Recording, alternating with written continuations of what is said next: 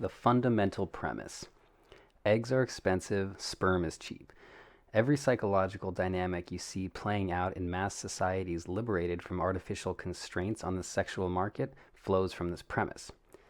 This means, as a systemic matter, women are coddled, men are upbraided. Women are victims, men are victimizers. Women need a leg up, men need to man up. Women have advocacy groups, men have equal opportunity violations. A woman subjected to the indignity of eavesdropping on a tame joke about dongles makes national news, while the chilling fact that 95% of all workplace deaths are suffered by men barely pings on the media consciousness. It is what it is, and it will never change so long as humans are a sexually reproducing species.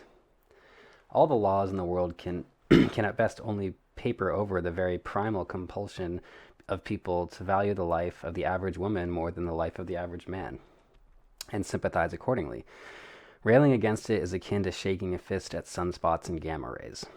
It's therefore folly or self-serving disingenuousness to act like there's some moral high ground to stake out by imparting culpable agency to an indifferent, organically emergent biomechanical phenomenon.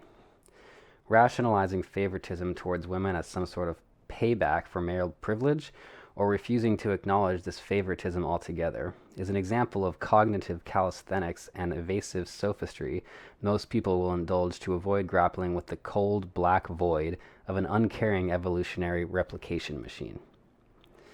If you are a man, know that the moment you were born, the universe had it in for you. The deck was stacked, the deal was raw. Your expendability was programmed into your wet code before you gained self-awareness. The worldscape of genes can rebuild with the seed of one man should a catastrophe strike, but each woman lost is a lethal blow to the repopulation project.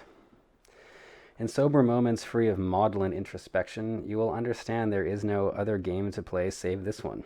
This is why to live as a man is to take what you want, not to wait for it to be given to you, because it will never be given. Not to anticipate the empathy of the overseers, because they will never empathize.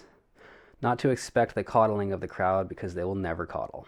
Not to assume the wagon circling of kindreds, because they will never circle for you. You got the short stick, now what? Do you contemplate it and hope for a longer one? No. You sharpen it and jab it into the heart of every obstacle that sets itself in your way.